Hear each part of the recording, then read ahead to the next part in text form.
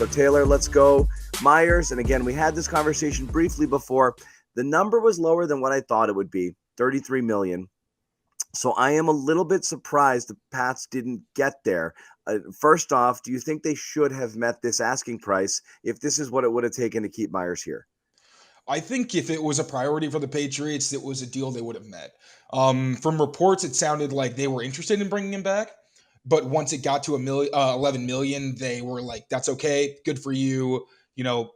Time to move on. Also important to realize that the Vegas Raiders, in the deal, it's basically a year-to-year deal. So even the Raiders, with Josh McDaniels, who's had experience coaching Meyers for most of his career, even he wasn't necessarily, on or the Raiders organization with his experience weren't necessarily on board with saying, yes, Jakobi Meyers, like we are going to commit to you for 3 years. That's not how the deal is actually structured. I think that shows you, and Meyers was seen as the top free agent on the market.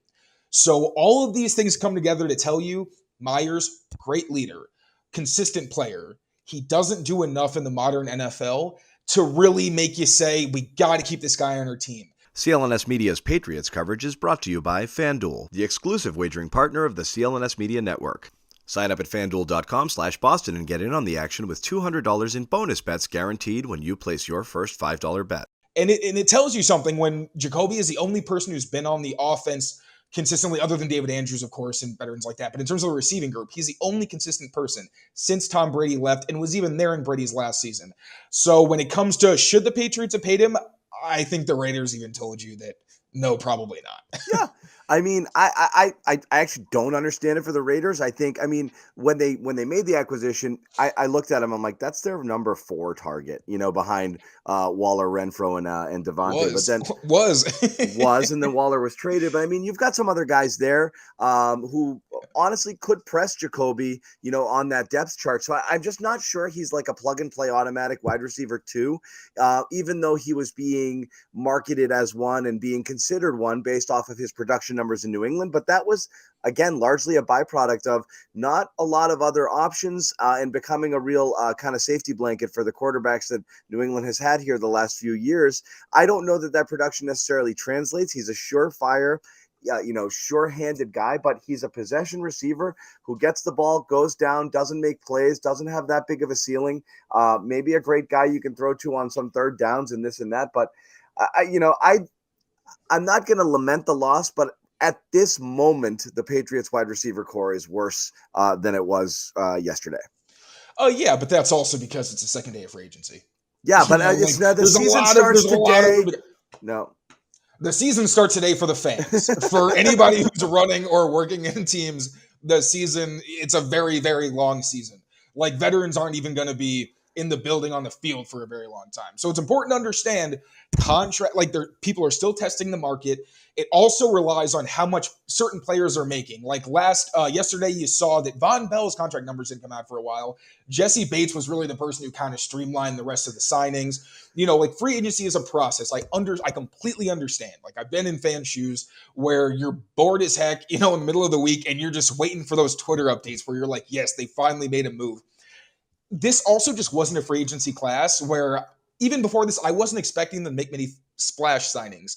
I thought Jesse Bates maybe was on the list. I thought maybe they would spend more than people expected on a will linebacker like a David Long type or a Bobby Okereke. But that didn't manifest. That wasn't the case. So this is the process where they're saying, okay, what is the market? What are certain players' asking prices? What are other teams going to pay them? What are they thinking?